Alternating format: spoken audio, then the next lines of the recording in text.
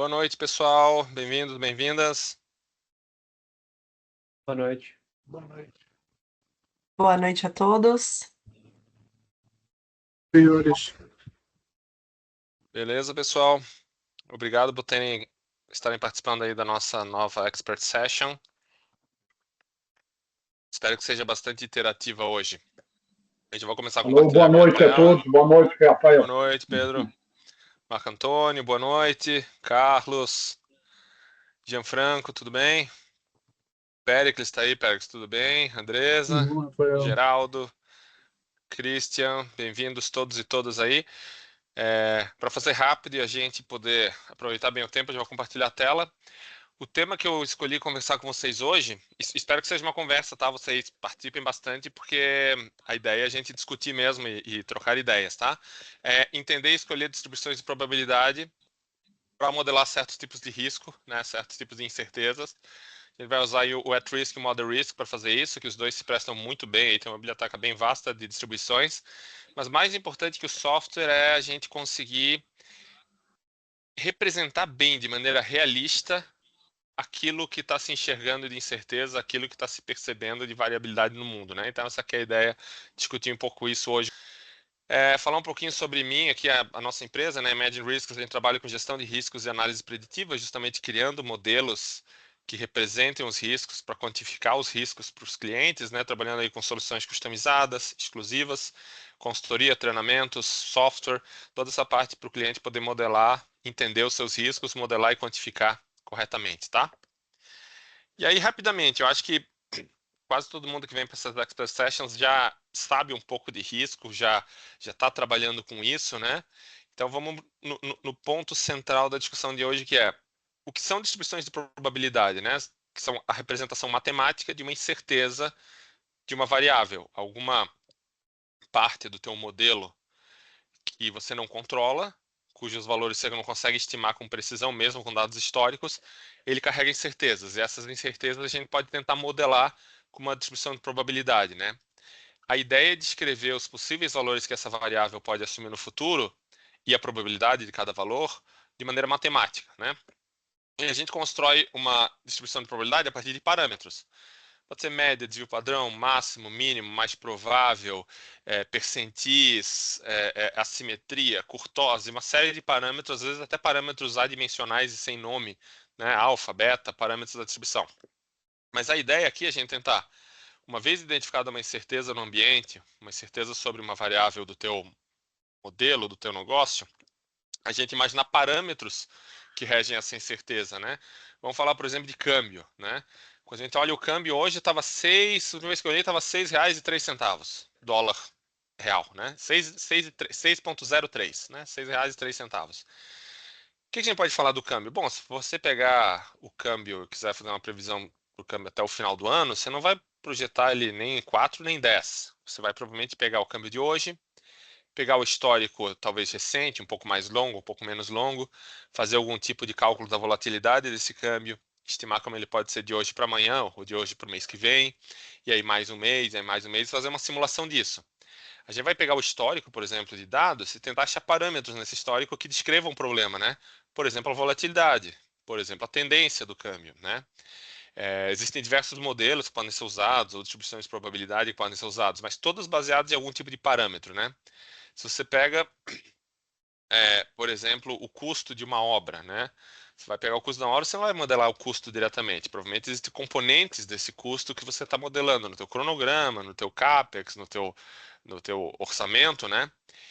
Esses componentes, a gente pode olhar o histórico deles, olhar a variabilidade deles, olhar quem depende muito de câmbio, quem é mercado interno, quem depende muito de trabalho, duração de tarefa, né, esforço, quem é simplesmente um valor que você compra aquele objeto ou aquele item diretamente a um preço fixo, e tentar imaginar parâmetros para cada um. Qual o preço mínimo e máximo que cada coisa pode ter, baseado no seu custo de produção, baseado no tempo que leva para construir, né? Tentar identificar parâmetros que descrevam aquele problema. E esses parâmetros acabam sendo partes da distribuição de probabilidade que a gente vai escolher, tá?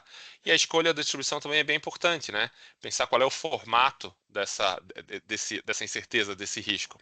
Então, incerteza, a gente começa a olhar a incerteza sobre a ótica de parâmetros, os parâmetros entram numa distribuição de probabilidade e essa distribuição, portanto, vira um risco que a gente está modelando. Assim que a gente chega em riscos propriamente modelados dentro de uma análise quantitativa de riscos, tá? Aí hoje a gente vai falar um pouquinho como analisar e entender o comportamento de alguns dados históricos, tá? Vamos ver alguns gráficos que ajudam a fazer isso. Como escolher distribuições de probabilidade baseada em opinião, né? Expert opinion, isso é extremamente comum. Acho que a maior parte dos modelos para, por exemplo, construção, cronograma, se baseiam em orçamentos, né? Se baseiam em opinião dos especialistas, gente que entende do negócio que você entrevista e colhe os parâmetros que você precisa dessas pessoas, né? Como que a gente compara a distribuição de probabilidade como uma forma de ajudar na discussão sobre os riscos e entender as distribuições, tá? E alguns cuidados importantes aí na hora de selecionar a distribuição para manter o teu modelo realista. A ideia de um modelo quantitativo nunca é ser perfeito, né? Nenhum modelo é perfeito. Como dizia aquele estatístico americano, todos os modelos estão errados, alguns são úteis. A gente quer um modelo útil, um modelo que responda às perguntas que a gente tem com uma assertividade boa, né? E a gente quer um modelo que seja realista, senão ele está respondendo a pergunta errada, né? Então, como a gente faz para esse modelo de risco ser realista? Alguns cuidados que tem que ter, tá? Eu trouxe uma listinha de distribuições populares aqui, que a gente vai acabar falando um pouquinho delas, tá? E também uma pequena lista mais tarde aqui de aplicações típicas de algumas distribuições, tá? A gente não gosta muito de trabalhar com listas, porque cada caso é um caso, mas existem sim algumas aplicações típicas, a origem de cada distribuição para a gente também considerar, né? Mas vamos lá. Quais são as distribuições típicas que a gente enxerga, por exemplo, em ciências, como economia, física, engenharia, né? A normal, log normal surgem com muita frequência, algumas outras também específicas para cada nicho, né?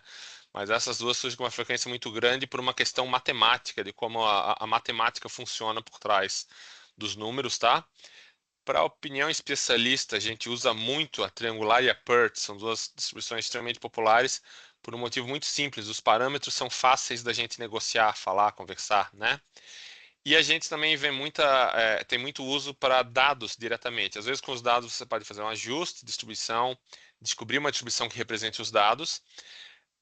Às vezes os dados são complexos demais para uma única distribuição representá-los, a gente pode quebrar os dados em pedaços às vezes, mas muitas vezes tu está interessado em simplesmente usar os dados. Em vez de ficar estimando parâmetro, rodando aproximações, vamos usar os dados diretamente, né? E tem métodos para fazer isso, usar dados diretamente, ou usar os dados de maneira aproximada, fazendo pequenas suavizações, que também é muito útil, tá? São coisas que a gente faz no dia a dia. Eu diria que essas são as distribuições ou os usos aí mais populares, tá? Distribuições de probabilidade.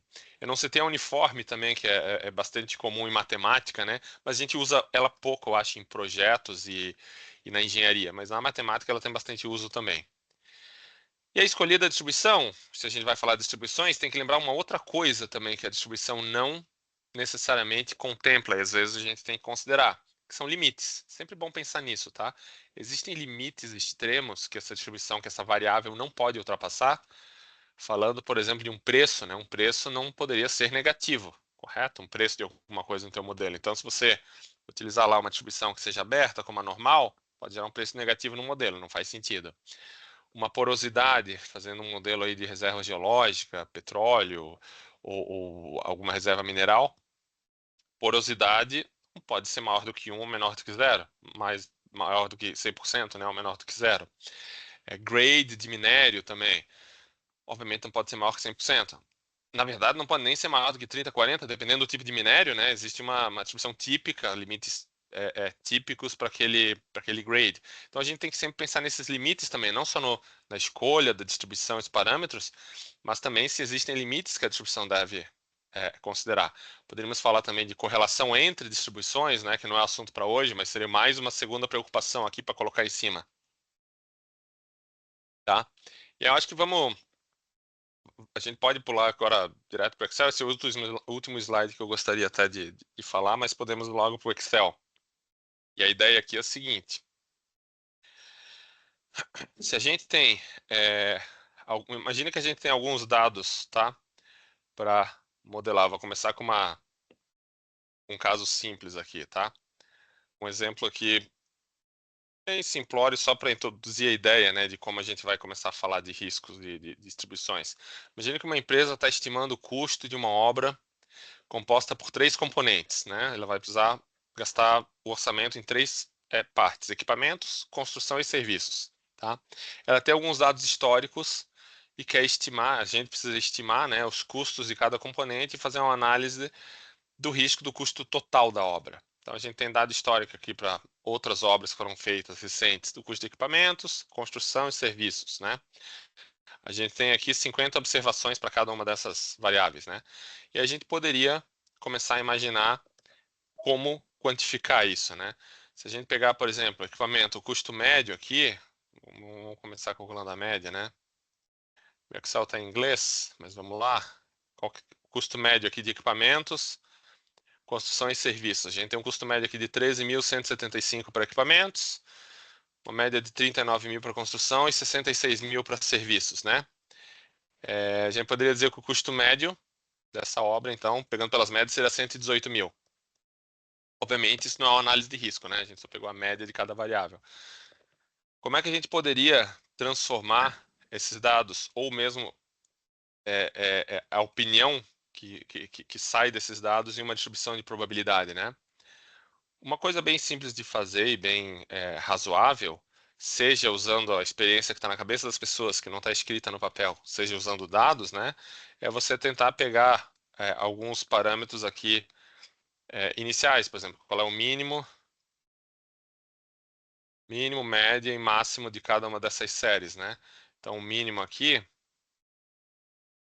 função min do Excel já calcula para mim o mínimo, a função max já calcula para mim o máximo dessas variáveis. Opa! E aí eu tenho aqui, ó, o equipamentos variou no meu histórico de 9 mil e pouquinho até 21.500, né? Construção de 33 a 45, serviços de 53 a 89, né? Quase 90 mil. Isso aqui já são parâmetros. A gente está olhando a base de dados, ou a gente poderia utilizar a opinião e começar a buscar parâmetros desses dados, tá? Uma coisa que, na verdade, é muito boa de fazer antes mesmo de começar a falar em parâmetros, se você tem dados, né? A gente tentar mapear os dados com gráficos, tá? E aí a gente pode usar diferentes approaches para fazer isso, tá?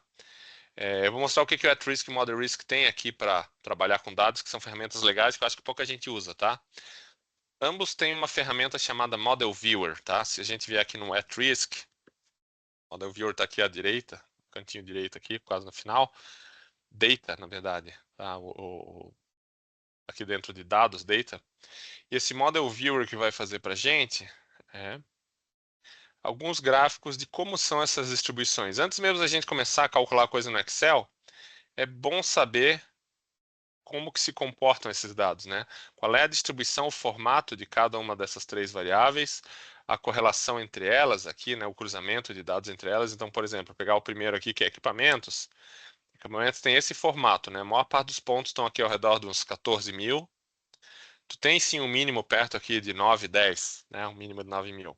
E ele é bem frequente. 9 e 10 mil tem uma frequência bem razoável. Tu tem um máximo lá perto do 22, realmente tem. Né? O máximo é 21 e pouco.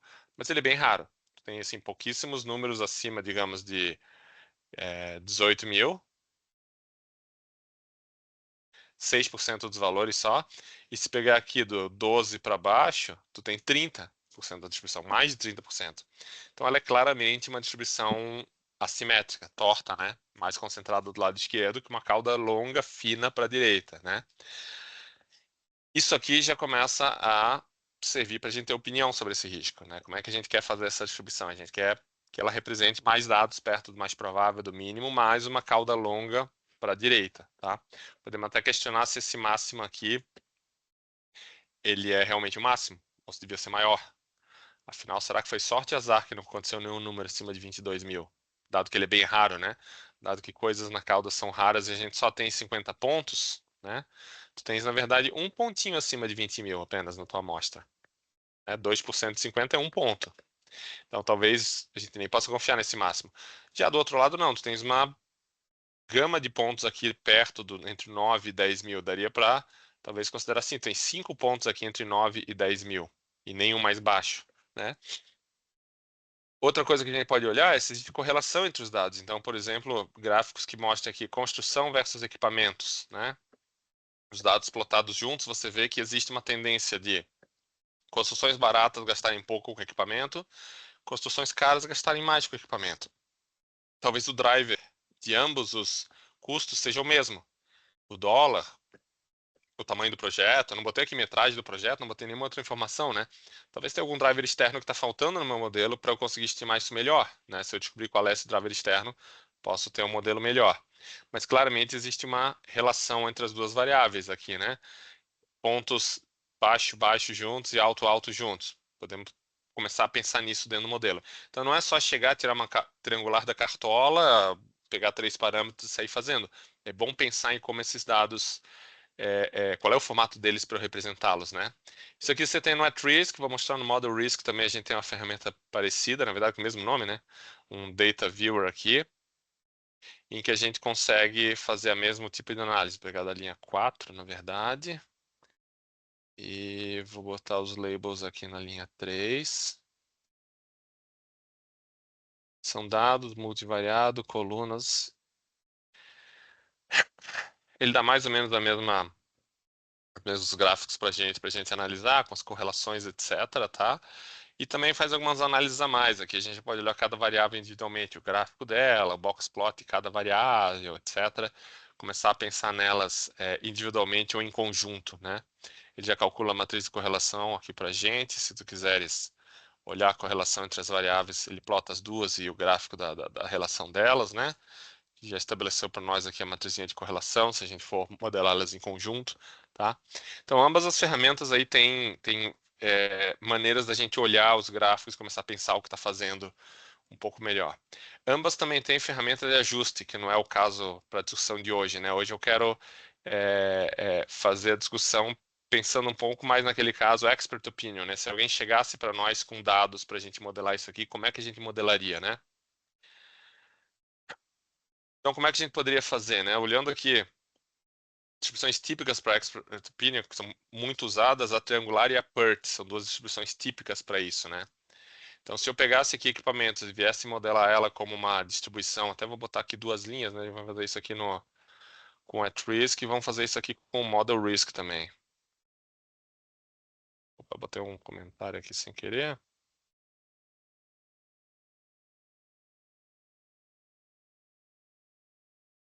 Então, como é que a gente poderia fazer uma distribuição para equipamentos aqui? No @risk, bom, vou usar a interfacezinha aqui, né? A gente pode, imaginando esses dados que chegaram para a gente, né? Mínimo, máximo, né? A gente poderia tranquilamente pegar uma distribuição triangular e criar aqui com esses parâmetros, né? 9.000 é o mínimo. Pegar a média e vou fazer de conta que ela é mais provável. Vou assumir isso, né? E vou botar isso aqui de máximo. E aí tem uma distribuição triangular aqui. Não dá trabalho nenhum fazer isso no software. Agora, é bom poder julgar se isso faz sentido, né? No final, eu vou fazer um ajuste rápido dessa distribuição para a gente ver como é que o gráfico dela fica contra uma triangular de verdade. Mas, será que faz sentido esse gráfico? Algumas coisas para a gente discutir aqui, né? Primeiro, e aí eu vou pular logo para a última coisa aqui da lista. Suposições implícitas. Sem querer, sem afirmar, sem ser muito claro nisso, né? Tá implícito. Eu assumi que aquele 21.500 que eu calculei ali do histórico, né? É o máximo. E na minha simulação, nenhum número acima de 21.500 vai acontecer, né? Isso é uma suposição bem forte, né? Principalmente considerando que a gente viu no dado histórico que essa distribuição tinha uma cauda longa, fininha, né? E assim, um ponto foi acima de 20.000 e por acaso ele era o 21.524. Um ponto só acima de 20.000. Mas será que ele podia ter dado um pouco mais para a direita? Será que podiam ter dois? É raro, mas será que pode acontecer? Qual é a chance, né, de ter um ponto maior? É 2, 3%, é baixa, mas é possível, né? Talvez a gente devesse considerar uma distribuição um pouco mais aberta aqui, tá? Esse é um ponto importante. A outra que eu peguei a média e considerei que a média é o mais provável. E aí, a triangular, né, ela me exige o mais provável como parâmetro. Eu peguei uma média calculada aqui com a funçãozinha média do Excel e assumi isso. Aí eu tenho uma outra média, que não bate com os dados, né? Sem querer, a gente está fazendo algumas suposições implícitas aqui, que não faziam parte da proposta inicial, né? Mas estão acontecendo, tem que prestar muita atenção nisso. Uma outra coisa que acontece muito, poderia ser o caso, é alguém nos dar números aproximados. Olha, o mínimo vai ser, então, para essa distribuição. Imagine que a gente recebeu dados por e-mail, não temos uma base de dados. O cara manda, o mínimo é 9.000, nosso valor base aqui é 12.500, o mínimo é 9.000 e o máximo que a gente vai considerar é 25.000.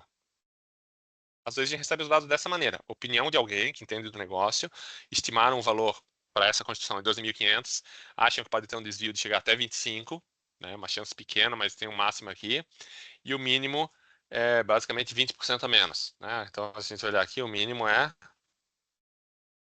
a continha de madeira, não é 20%, um pouquinho menos, tá? 28% a menos, 20% seria 10.000, né? Máximo vai ser 100% mais que o valor inicial, e essa é a faixa de valores que nos passaram. E pode usar isso para fazer uma distribuição? Podemos, sem problema nenhum, né? Podemos fazer aqui a nossa triangular com mínimo em 9, mais provável em 12.500 e máximo em 25. A média agora está dando 15.500. Está mais fora ainda do que antes, né? Com relação aos dados. E essa é a distribuição que eu criei. Aí percebam que a gente, por ter olhado os dados, a gente sabe algumas coisas que, às vezes, no mundo real a gente não sabe, né? Por exemplo, a gente sabe que a média aqui deu bem mais alta que a dos dados agora. Tem uns bons 10, 15% mais alta. A gente sabe que valores acima de 20.000 que deveriam ser raros estão acontecendo 12% do tempo nessa distribuição. Então ela está um pouquinho pesada demais na ponta, na cauda, né? Tem várias coisas que a gente tem que pensar quando está selecionando uma distribuição e pensando no risco, né? Primeiro aqui, se existe algum padrão, alguma recomendação para esse nicho, para essa indústria, né? Isso é bem útil de ponto de partida. Segundo, a gente está falando de uma distribuição contínua discreta. Em geral, a gente está modelando coisas contínuas como preços, volumes, durações, tempos, produção, né? Mas às vezes pode ser uma variável discreta, um contador, né? Número de acidentes num período, número de ocorrências de um determinado evento num período, né? Outra coisa, se é simétrico ou assimétrico. A gente já viu que os dados que a gente mediu com dado histórico, o gráfico do dado histórico, e se a gente tivesse recebido uma opinião próxima dos dados, né, realista, uma opinião de especialista assim, as três observações aqui assimétricas, né, bem assimétricas. A opinião do cara aqui bem assimétrica, os dados também bem assimétricos, né, o máximo é quase o dobro da média, assim como na opinião aqui, o máximo é o dobro desse valor base, né? Então, a assimetria também é um negócio importante da gente pensar se a gente espera que esse risco tenha uma cauda longa para um dos lados ou se ele seja mais ou menos simétrico, né? E caudas longas existem muito por aí, né? Quase tudo que tem um lado limitado e o outro pode fugir muito ao nosso controle e virar assimétrico, como preço, custo, duração, penalidades, né?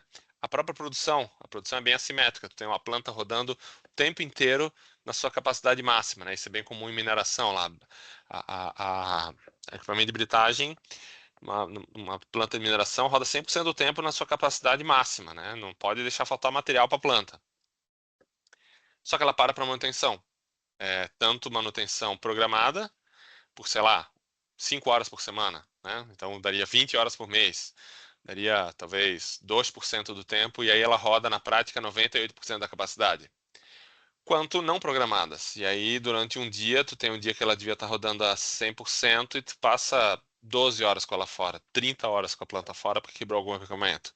Então, essa distribuição também é assimétrica, né? Ela é concentrada perto de 100%, nunca exatamente lá, mas bem perto de 100% e com uma cauda longa para a esquerda, que chega a zero, né? Pode ter algum dia que a tua capacidade de produção foi zero, porque a máquina passou o dia inteiro offline, né? quão grossas devem ser as caudas. Aí falando desses eventos extremos, né? Estou falando aqui de uma cauda fina, um equipamento quebrar e sofrer manutenção, porque se você não quer que aquilo aconteça, você briga para aquilo ser raro, para ser resolvido rápido, né? Tem dinheiro, muito dinheiro envolvido, cauda fina. Você pode querer algum evento com cauda mais grossa. Aqui eu estou reclamando que a cauda está muito grossa. Eu estou achando que valores acima de 20 mil estão excessivamente frequentes. Isso é uma cauda grossa demais, né? Será que uma cauda fina modela isso melhor, né?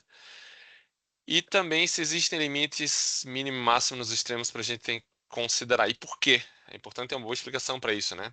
Por exemplo, 24 horas é o máximo de um dia, 0 é o mínimo de um preço, 100% é o máximo de uma porosidade, né? Mas para determinados preços e custos, ou a duração de uma tarefa num cronograma, pode ser que o máximo e o mínimo, ou principalmente o máximo, né, limitado, não faça muito sentido, tá? Ah, isso aí não vai passar. Alguém poderia dizer que nos nossos dados aqui, né? As nossas 50 observações nos nossos dados nunca passou de 21 mil. Não quer dizer que não possa. Quer dizer que tua base é pequena. Uma base de 50 dados é uma coisa, uma base de 500 dados é outra, né?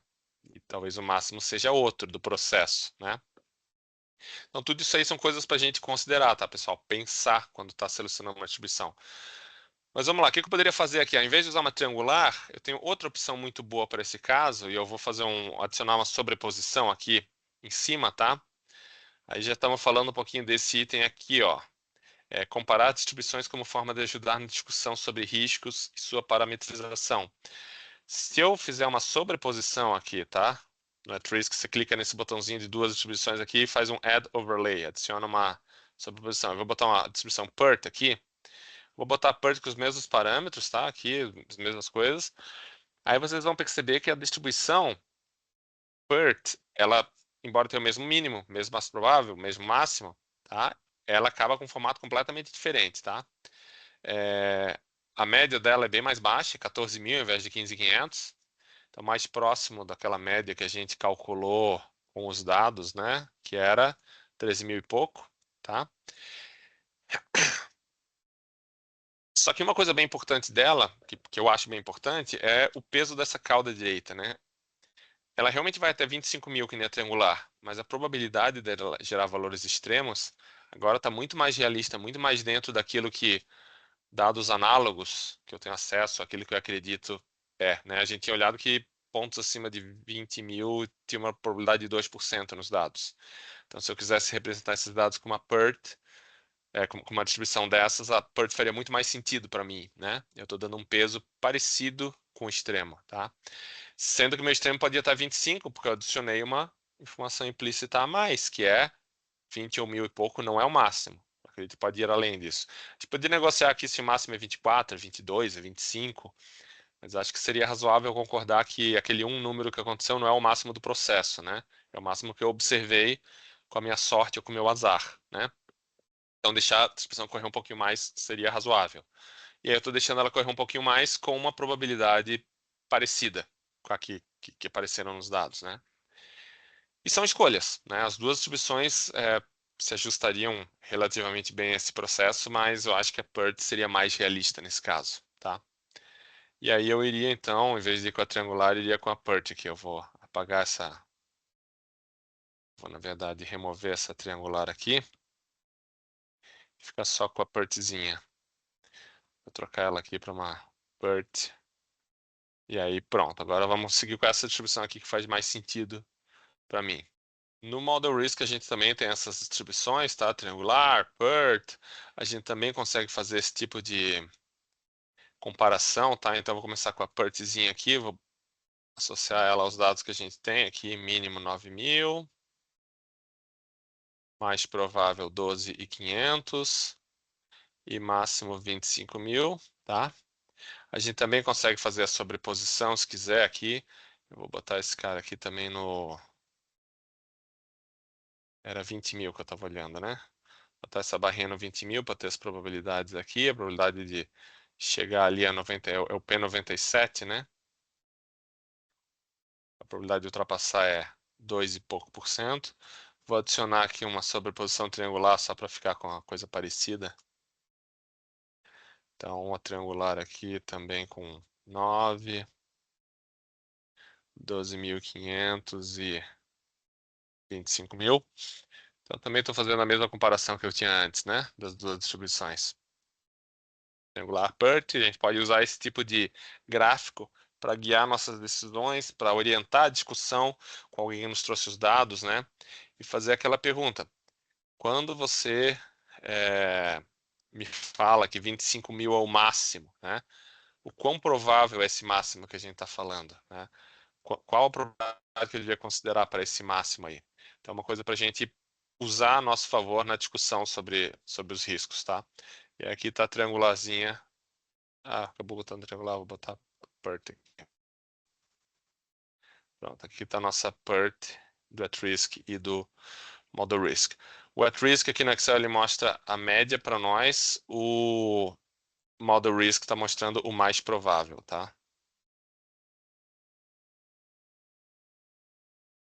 Não, eu digo o P50 ele mostra, desculpe, o P50. Poderia fazer a mesma coisa aqui com construção, serviços, construir as nossas distribuições baseadas aí em estimativas aproximadas, né? Eu vou fazer isso rapidamente aqui, todo mundo PERT, e vamos botar aqui, vamos supor que a média seja 40.000, estimada aqui para construção, e 65.000, média não, valor base, né? Para serviços, que o mínimo seja 30.000, opa, tem que botar 1.000 aqui, senão não vai funcionar. O mínimo 30.000, o máximo 50.000, botar uma folguinha em relação aos valores que a gente mediu aí, né? Então, o mínimo aqui 50.000 e o máximo 100.000. E aí a gente tem as distribuições construídas aqui. O meu custo total nesse caso é a soma, né, dos três custos. Isso vai ser o output do meu modelo aqui, tanto no at-risk quanto no model risk, né? Para at-risk, a gente usa aquela botão de adicionar output para fazer isso ao output do modelo. No model risk, a gente vai dizer aqui que isso é o output do modelo também. Vou botar o nomezinho dele aqui. E aí os dois modelos estão construídos, eu posso rodar a simulação nos dois aí, se quiser comparar e tal. Eu acho importante a gente sempre considerar, então, voltando, né? Quando a gente está usando a opinião das pessoas para falar de riscos, né? Ou mesmo usando dados, uma base pequena, uma base aproximada, às vezes tu tem uma base de dados que não permite fazer um ajuste, ela é muito pequena. Mas você já tem uma noção de, pelo gráfico, onde os valores são mais prováveis, mínimo e máximo, para pelo menos balizar a tua opinião, né? Tem que ter muito cuidado com essa questão de simetria, assimetria e peso das caudas, tá? Essas duas coisas são cruciais e ajudam até na seleção da distribuição. E por último, e a gente não tratou aqui, máximos e mínimos. No caso de custo, e usando aqui PERT triangular, elas têm um máximo bem declarado, né? É um dos parâmetros que a gente tem, é o máximo, tanto da PERT quanto da triangular. Mas às vezes você pode ter uma distribuição cujo máximo é aberto, a mais infinito ou menos infinito, e é necessário truncar essa distribuição. Não faz sentido ter uma distribuição que vá até o infinito, que gere valores extremos. Ah, mas a probabilidade é tão pequena, menos de 1%. É, mas se você rodar aqui 10.000 cenários, 1% vai acontecer 100 vezes na tua simulação. Tu vai ter 100 valores que estão naquele extremo e podem estar muito longe. Isso pode gerar resultados bem estranhos no teu modelo, tá? Principalmente se aquela variável é chave, ela multiplica alguma outra coisa, né? Se duas variáveis com esse valor extremo se multiplicam e cada uma acontece 100 vezes sozinha na sua ponta, juntas elas vão acontecer uma vez em 10.000 iterações, né? E aí tu vai ter um valor que é a explosão da explosão no resultado. Pode ser estranho, né? Então, pensar em truncamento também é importante, tá?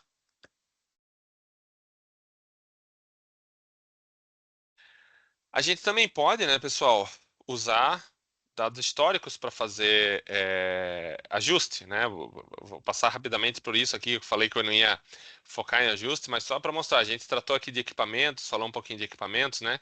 Como é que é a distribuição de equipamentos? Se a gente pegasse 50 pontos e fizer um ajuste aqui, né? O at-risk tem aqui a funcionalidade fit, o model risk também tem a sua funcionalidade de distribution fit, ambos fazem isso, tá? Como é que isso funciona nesses softwares? O software vai pegar os dados que você tem, pegar uma listinha de distribuições e calcular qual é a melhor beta general que se ajusta aos seus dados. Ela tem ali 3, 4 parâmetros. Qual é a melhor Laplace que se ajusta aos seus dados? Qual é a melhor log normal? Qual é a melhor PERT? Vai pegar essa listinha e vai ajustar Uma cada... pergunta, por favor. Opa, pode mandar. Você está fazendo uma regressão linear agora? Não, não é uma regressão linear, tá? A melhor comparação que eu poderia fazer aí, se eu tivesse que explicar isso de maneira intuitiva, seria isso aqui, ó. Eu vou comparar essas duas curvas aqui, quer ver? Deixa eu botar a curva cumulativa. Comparar essas duas curvas aqui, ó. Em azul é a curva dos dados, tá? O que que ele pegou? Ele pegou o teu input, teu dado, né? E calculou. Calculou o percentil 1, percentil 5, percentil 10, percentil 20. Calculou os percentis a partir dos teus dados, correto? E plotou esse gráfico em azul. Como os teus dados são discretizados em apenas 50 passos, tu tem 50 pontos, você fica com essa escadinha, que era para ser uma curva suave, né? Curva azul, mas ela é uma escadinha com alguns degraus, meio longos até, porque os teus dados não têm uma distribuição perfeita ali, né? Eles estão espalhados de maneira meio aleatória e tem alguns buracos entre um ponto e outro, tá? Então tu fica com esse gráfico azul aqui. Mas esse gráfico azul, por mais que ele tenha aí defeitos gráficos, ele é a realidade, ele é o dado que você tem, né? E aí o que que o ajuste faz? Ele vai pegar uma distribuição, por exemplo, que eu sei aqui, a log normal, eu sei que tem dois parâmetros, né? Ela tem aquela média e o desvio padrão, correto? Ele vai tentar ajustar qual é a média e o desvio padrão. Imagina que você possa fazer isso com o solver do Excel ali, né? Ficar chutando valores para a média e para o desvio padrão, até que você encontre uma curva vermelha aqui, que é a log normal, que se adeque bem aos dados. Então não é uma regressão exatamente, tá? Cada distribuição tem uma fórmula fechada para ser encontrada e seus parâmetros. Algumas é bem óbvio, tipo a normal. Será que a normal ajustou aqui? A normal. A média da normal é a média dos dados e o desvio padrão é o desvio padrão dos dados. O ajuste da normal é trivial, né? Calcula a média, desvio padrão dos dados e joga uma normal ali. O ajuste não ficou tão bom, né? Tanto que ele ranqueou baixo aqui na lista do at-risk, né? Uma outra como a Extreme Value se ajustou melhor aos dados, tá? Mas a ideia é fazer esse ajuste de curva, fazer a vermelha se aproximar dos dados da azul, né? Tentando minimizar essa diferença entre elas, usando os parâmetros que a distribuição tem. No caso aqui, a Extreme Value tem dois parâmetros, né? Então, tunar esses parâmetros até encontrar aí um bom match, tá? Se não fosse distribuição, fosse qualquer outra curva de engenharia, a gente calcularia aqui uma diferença, um erro, elevaria o erro ao quadrado, somaria o quadrado a soma dos quadrados e minimizaria essa soma dos quadrados, né? Respondi a tua pergunta? Ok, tô É claro. mais ou menos isso que o algoritmo faz, tá? De uma maneira um pouco diferente, mas é mais ou menos isso que ele faz, tá? E aí ele ranqueia, justamente sabendo quem ajustou melhor, ele ranqueia aqui a Extreme Value, por acaso, é a curva que se ajustou melhor a essa curva. Algumas pessoas preferem ver essa curva cumulativa quando estão falando de distribuição, outras, como eu, preferem ver essa aqui, né, a curva dos dados, aqui, a função de densidade. Né? Aí é uma questão de gosto, ambas estão aí plotadas, né, o dado em azul, a curva teórica que a gente achou aqui em vermelho. Tá? Mas percebam como o ajuste que o at-risk fez, ele considera que tem o mais provável por aqui, perto do 12.000, embora aparentemente os dados tenham mais provável no 14. Ele considera assim uma cauda longa para a direita, que inclusive passa do limite dos dados. Essa curva vai até mais infinito, né? Então passa bem dos dados. Vamos ver qual é a probabilidade de passar do 20.000. Ó, passa, mas fica bem parecido com os dados, né? A minha extreme value, ela 1,9% do tempo só passa de 20.000. A curva dos dados também, né? A minha extreme value, se pega aqui de 18 em diante, tá mais ou menos alinhadinho com os dados, 5 para 6, né? Se pegar aqui, sei lá, 14.000, o erro está basicamente de 10%, né? Para lá, para cá. Então ela modela bem os dados. Acho que ela fez um péssimo negócio aqui na esquerda, né? A gente tem razões para considerar que existe um limite aí perto do 9.000, que talvez a gente pudesse considerar, né? Talvez até truncar a distribuição aqui. A Extreme Value passou. E passou com uma probabilidade desagradável de 2% para valores baixos. Se isso aqui não faz sentido, talvez a gente possa truncar ela, né? Fazer um ajuste final manual aí. Ela vai até menos infinito, inclusive. Faz muito sentido truncar uma distribuição de custo que seja aberta a menos infinito, né? Mas é isso que o ajuste faz, e mesmo que você não tenha os dados para fazer esse ajuste, faz muito sentido, mesmo que a gente não tenha os dados, né, e portanto não tenha esse gráfico, faz muito sentido a gente pensar nessa questão dessa assimetria e peso das pontas quando a gente está selecionando uma distribuição, tá? Poderíamos até questionar se esses máximos aqui que nos foram passados, 25 mil, 50, 100 mil, se esses máximos fazem sentido, né? Se o máximo não devia ser um pouco maior ou um pouco menor, né? Isso tudo pode ser, não questionar isso quando a gente está criando um modelo, quando o cliente manda dados, no fundo é você botar uma premissa implícita no modelo que talvez não seja a melhor, né? É bom questionar isso, é bom conversar sobre isso. Já tive muito caso que o cliente fala, isso aqui deve variar a gente estimou o custo em 100, ou sei lá, a duração de algo no cronograma. A gente estimou que vai levar 100 horas para fazer, ou 100 dias para fazer, talvez faça em 90, talvez faça em até 120. Aí tu pergunta assim, tá, alguma vez essa tarefa terminou antes do previsto, foi mais rápida? Ah, não, ela é bem complicada. Mas no nosso modelo a gente está assumindo que de 100 pode levar só 90 dias. Não faz sentido, né?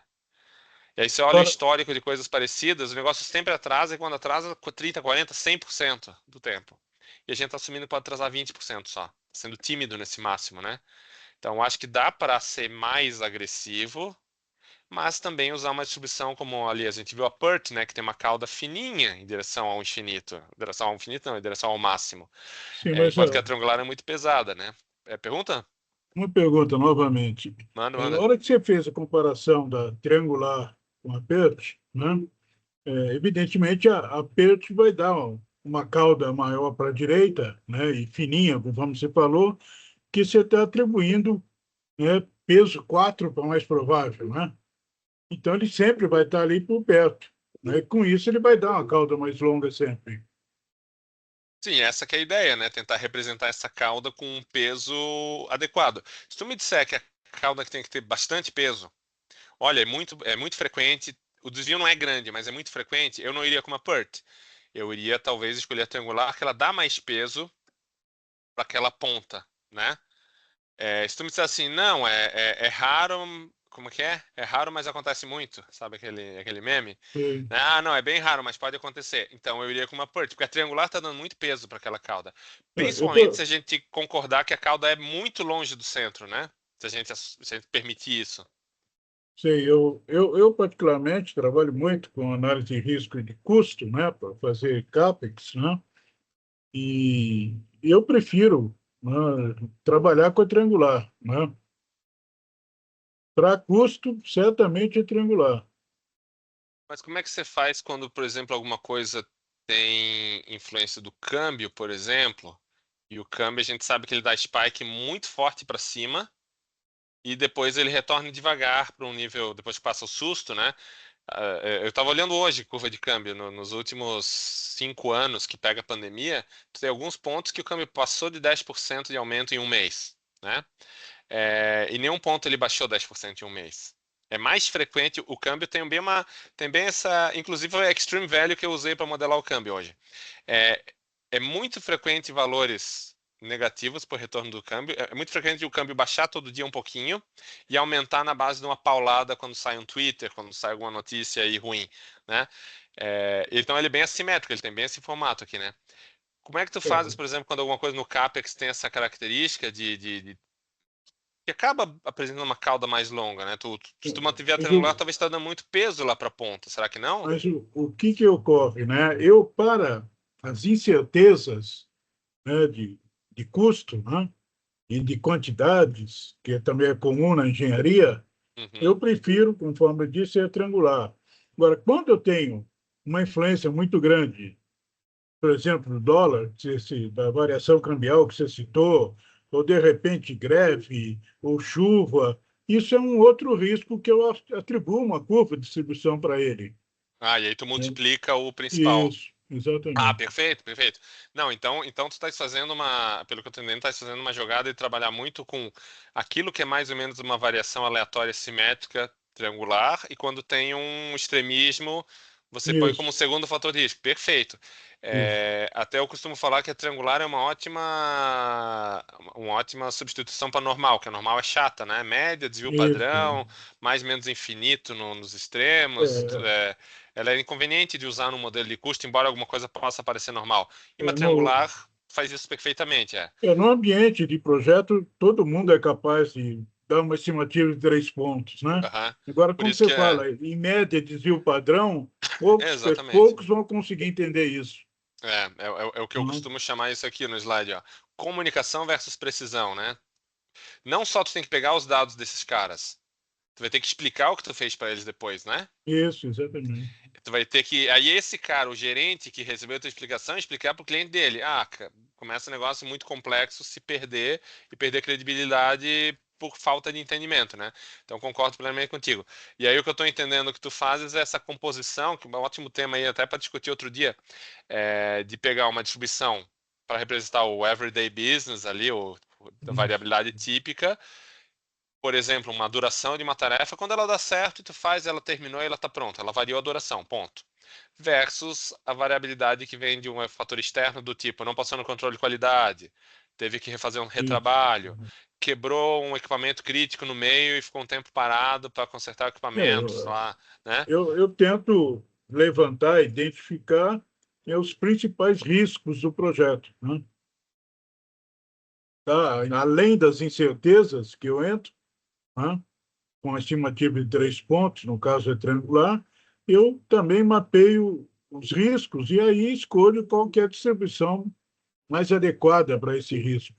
Perfeito, perfeito. Né? E aí tu estás criando essa cauda direita, que aqui eu estou botando uma distribuição só, né? Aqui eu estou criando uma triangular ou uma Sim, PERT unicamente para incluir o centro e a cauda direita. Tu crias essa cauda direita a partir de uma segunda distribuição que ou se soma ou se multiplica a primeira. Isso é perfeito. É uma forma bem legal de trabalhar, principalmente quando tu podes apontar esses fatores externos, né? Às vezes sim, tu tem uma base de dados como essa aqui, né? Tem essa base de dados aqui, equipamento, e ninguém sabe o que aconteceu para ter esse extremo aqui. Eu não sei quando aconteceu. Era o câmbio? Foi algum problema de equipamento? Foi. O que aconteceu para ter esse custo extremo aqui, né, nessa cauda direita? Se a sim. gente não tem isso como informação, é difícil tu conseguires ter um fator externo que explique isso, né? Mas quando a gente consegue, fica um modelo melhor. Tu modela, tu quebra um problema complexo como esse aqui azul em duas partes mais fáceis de explicar. Realmente é um ótimo approach, tá? Ok, Aí deixa eu te valeu. falar uma outra coisa, então, aproveitar só para fechar. Uma outra forma da gente trabalhar com distribuições, né, da gente usar dados, né, é tentar replicar os dados diretamente, né? Então, uma maneira de replicar os dados é, de fato, usá-los na simulação. Se um dia tu tiveres uma distribuição, Carlos, que tu não consegue explicar, assim, é um negócio super complexo, cheio de 2, 3, 4 modas no meio da distribuição, 4 mais prováveis, super complicada. Tu não consegue achar esses fatores que tu possa decompor a distribuição, né, os dados, replicar diretamente ou de maneira aproximada é uma forma bastante legal de trabalhar, né? Como é que a gente faz isso? Imagina que tem esses dados aqui, tá? 100 projetos que eu tive no meu histórico, 100 projetos, aqui um histórico de 100 projetos parecidos e o CAPEX deles. Tá? Podia até fazer aqui, vamos dar uma olhada aqui no Data Viewer rapidinho, como é que é esse dado. Mas aqui é a distribuição que eu tenho no histórico, tá? Como é que eu posso replicar isso? Suponho que eu não consigo achar uma distribuição para esse cara, fazer um ajuste, parâmetros. Como é que eu poderia usar os dados direto? Eu posso usar eles diretamente, de fato, assim, reaproveitar os números, tá? No NetRisk, a distribuição que faz isso é a Resample, que é uma distribuição discreta, tá? Aqui, cadê? Resample. E o que essa distribuição faz é uma coisa muito simples. Me pega esse monte de números aqui, põe num saco preto, enfia a mão dentro e tira um número. É isso que ela faz, tá? E ela põe o número de volta e saca novamente. Então, se tu tem 50 números, 100 números aqui no caso, e tu precisa das 10 mil iterações, ela vai ficar reamostrando os números. Mas perceba que cada número só vai acontecer exatamente como ele está aqui, com a mesma casa decimal, e os números vão acontecer com os mesmos buracos e eventuais problemas que a tua base tenha, né? Por exemplo, eu tenho um número aqui nessa base, que é o mínimo, né, que foi aqui 0,755 mil, o número seguinte já era mais de 800 mil. Não tem nada aqui no meio, entre 750 e 800 não aconteceu nenhum número. E eu vou simular exatamente com esse buraco, replicando esse buraco, né? Fazer uma reamostragem, ele não aproxima nada, não suaviza nada, ele só replica os números, inclusive os buracos, tá? As imperfeições. Mas ele replica os números, tu não está inventando nada, né? No AtRisk tem a fórmula para fazer isso, aqui no Model Risk também tem uma aqui. Se vier aqui na discrete, que é a... Cadê ela? Aqui é a discrete. A gente simplesmente diz... Não é discrete. Era mesmo? Na minha, na É de modelagem, uniforme. Não, é de uniforme. né, Eu vou dizer que na todos os números têm modelagem, a mesma probabilidade e pronto. Opa, pode falar. na modelagem que eu uso, né, que eu trabalho com projetos, né? Então, Uhum, projetos normalmente não têm 50 dados, né? 50 elementos para você uhum, comparar, como você mostrou aí, né? Para uhum, equipamentos, materiais, aham. Não, tu tem etc., 15, olha né? lá, né? É. Então, você não tem isso. Então, o que normalmente a gente faz é entrar com incertezas, né? Escolher a distribuição, e aí parte para algo parecido e que você citou agora. Aí eu vou para a simulação de Monte Carlo. Sim. Ah, Sim, eu faço a esse caso simulação de de Monte dados, por exemplo, se Carlo. tu quiser modelar, se tu estiver trabalhando com, se tu quiser modelar curva de câmbio, de inflação, escalation, né, de custo para um projeto de longo Isso. prazo, é, associar um cronograma, um modelo de orçamento, de CAPEX, um modelo de série temporal, com câmbio super complexo, eu acho super complicado. Bem mais razoável tu talvez fazer reamostragem do histórico de câmbio, né? Aí, e para câmbio tu encontra facilmente aqui 50 semanas, né? Sim, Ou isso você 50 tem. meses, né? Aí É, tu para consegue esse reamostrar tipo, você tem fácil, dados né? históricos, né? E aí tu não Mas, precisa criar um mas modelo complexo de série é, temporal para uma coisa dessa, né? Enfim, dados têm a sua validade, mas às vezes eles são de difícil modelagem, tá? A segunda forma de usar dados para criar uma distribuição sem criar parâmetros é aproximar os dados, fazer uma pequena aproximação, tá? Então aqui no Model Risk a gente faz isso com a curva cumulativa, tá? Para fazer isso eu tenho que primeiro fazer um tratamento dos dados, que é calcular mínimo, máximo e alguns percentis. Aqui eu fiz 10 percentis, podia ter feito de 1 em 1, de 5 em 5, né? Mas aí o que essa curva cumulativa faz é, baseado no formato aqui da curva cumulativa que você tem aqui no meio, das probabilidades, né, desses percentis e dos valores deles, a gente consegue replicar essa curva cumulativa aqui, né? Eu tô na verdade dando os pontos dela, né? Coloco o percentil 10, o 20, o 30, o mínimo, o máximo, 90, 100, e aí ele recria o formato da distribuição. E a aproximação que ele faz é entre um ponto e outro que eu não falei nada, por exemplo, entre o mínimo aqui, né, que era 750 mil, e o máximo, que já era quase 800, ele assume que existe número ali no meio, e que é uma distribuição uniforme entre um ponto e outro. Então ele faz essa suavização aí do teu da tua distribuição, né? Tanto aí o model do risk tem isso, quanto o at risk também tem. Também chama Cumul a distribuição. E aí permite a gente fazer esse tipo de aproximação de uma maneira suave, né? Se você disser assim, mas uma distribuição uniforme é uma coisa muito pobre, então faça percentis de 1 em 1, que a discretização vai ficar bem suave, né? Se tiver dados para isso, é claro. Isso é uma forma também de quando você tem muitos dados, tipo, milhões de pontos, tu sintetizar essa base de dados enorme em 100 pontos, né? Em 100 números. E porque resolve o teu problema de modelagem. o at-risk, né, ele trabalha com simulação de Monte Carlo também, Sim, né? sim.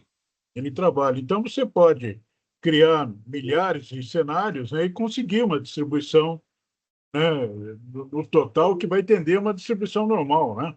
Sempre. Depende do que você está fazendo, né? Pode dar uma normal, pode dar uma coisa mais com cara de log, depende do tipo de modelo, né? No caso do modelo que você trabalha, que é orçamento, realmente as coisas tendem para o normal quando você soma, desde que elas não tenham correlação, né? Se tiver correlação, É, pode dar uma fugidinha um pouco. escapa É, pouco, né? Cronograma, por outro lado, tende para uma coisa mais com cara de PERT, mais assimétrica, né? Ah, eu É, prefiro no cronograma também. Eu acabei de fazer uma análise de risco de cronograma agora e usei a triangular também. O mas para cada PERT, tarefa ou para o total do cronograma? não, para cada tarefa, né? Uhum. O PERT, ele tem o fato dele atribuir peso 4, né, por mais provável, ele tem essa tendência que você acabou de mostrar aí, né? Então ele vai estar muito próximo da média, né? Então, a Então, PERT ela tem essa vantagem de permitir que você use um máximo mais fora do centro, né?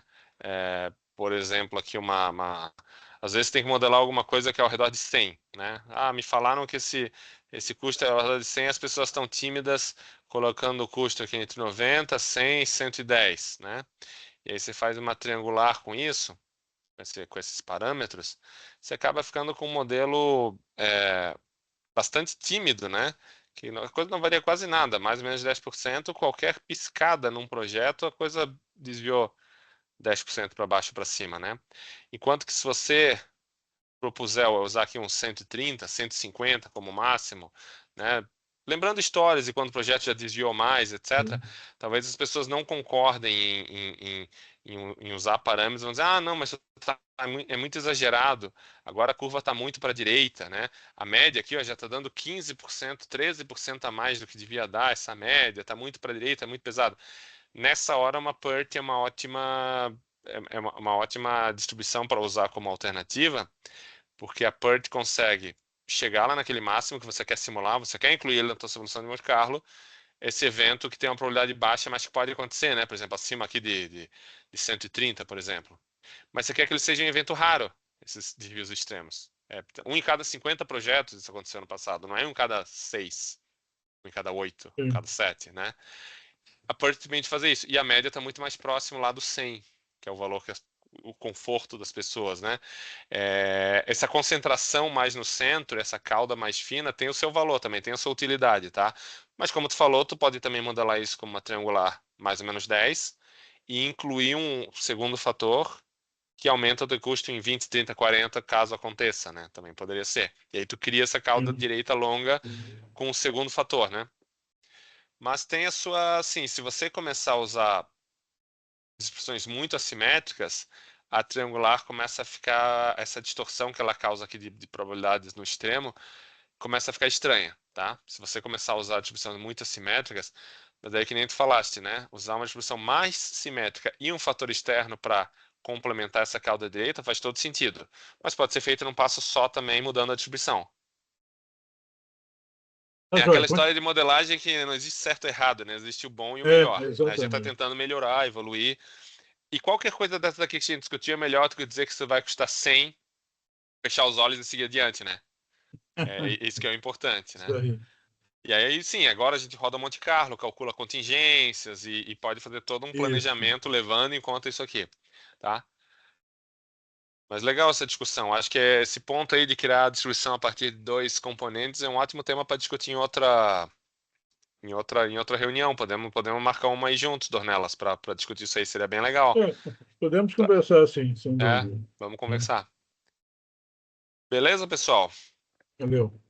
Também usei o tempo de vocês para mostrar um pouco aqui ó, as semelhanças, as diferenças entre o Model Risk e a Trisk, né? Para quem quiser conhecer. Os dois têm trial aí para vocês baixarem, usar. A gente pode mandar o link aí para quem ainda não usou um ou não usou outro, né? E eles têm aí uma compatibilidade muito grande, né? Quase todas as fórmulas que você tem aqui no Risk normal, você tem a VOSE normal no Model Risk.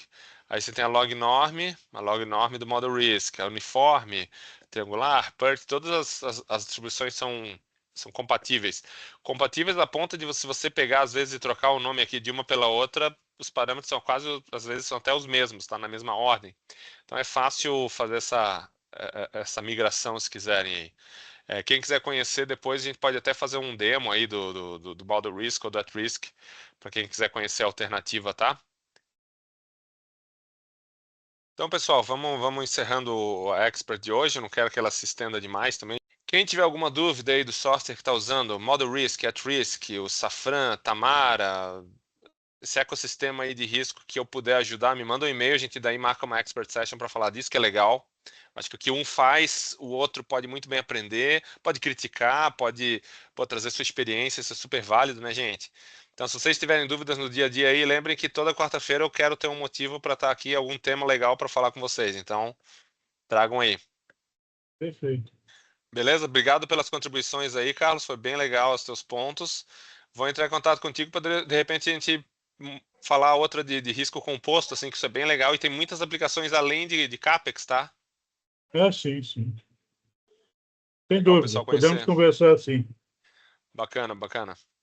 Valeu, pessoal. Obrigadão pela presença aí. A gente manda na sequência o link para os vídeos nos próximos dias aí, tá? Tá joia, valeu. Obrigada. Excelente, Obrigadão. Rafael. Parabéns Obrigado, novamente. Rafael. Excelente. O webinar, excelente. Ótimas Valeu, discussões. obrigado. Boa noite a todos. Boa noite, Boa hein? noite. Valeu.